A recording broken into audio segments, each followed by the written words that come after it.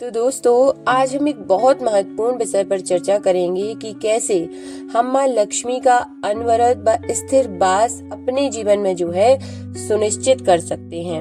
हिंदू धर्म में माँ लक्ष्मी को समृद्धि, सौभाग्य, वैभव एवं शुभता का प्रतीक माना गया है। पर सवाल है कि सिर्फ पूजा अर्चना से क्या माँ लक्ष्मी जो है स्थिर हो जाती हैं, या इसके पीछे कुछ रहस्य हैं जिन पर ध्यान देना आवश्यक है। आज उसी दिशा में हम 3 प्रमुख रहस्य बिंदुओं को समझेंगे।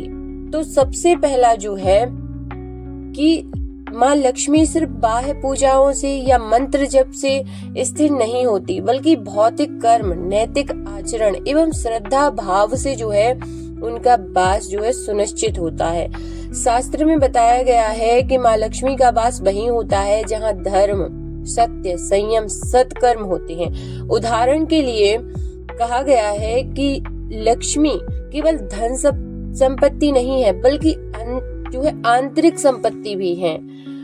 इसलिए जब हम केवल धन आय की कामना करते हैं मगर अपने आचरण, विचार, विश्वास एवं कार्यों में जो सत्कर्म यदि हम नहीं करते, तब माँ लक्ष्मी का जो है वास अस्थिर हो जाता है।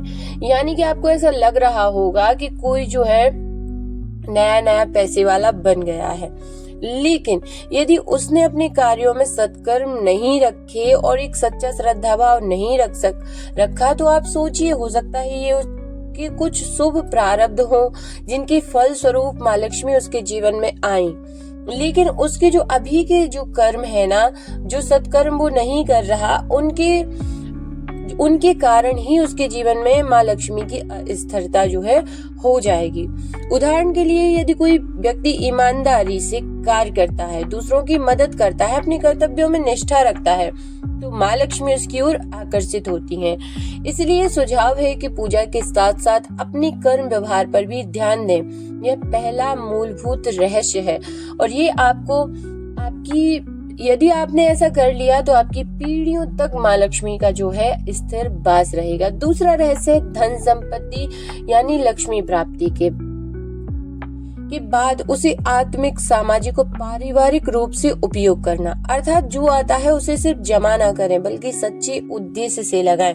अब ऐसा भी नहीं है कि जमा ना करें, वो तो करना जरूरी ही है, लेकिन उसको थोड़ा थोड़ा किसी की मदद के लिए, यदि आप बहुत सक्षम हो गए तो दूसरों की मदद करना और कुछ अपने सत्कर्मों में लगाना। परिवार में तो सभी लगाते हैं, लेकिन थोड़ा सत्कर्मों में लगाना भी बहुत जरूरी है। शास्त्रों में कहा गया है, यदि धन सिर्फ व्यक्तिगत भोग विलास में चला जाए अथवा लालच से भरा हो तो वह स्थिर नहीं रहता, जबकि यदि उस धन का उपयोग धर्म, सेवा, मित्र, परिवार, पीड़ितों की सहायता के लिए हो तो माँ लक्ष्मी का जो है स्थिर वास हो जाता है।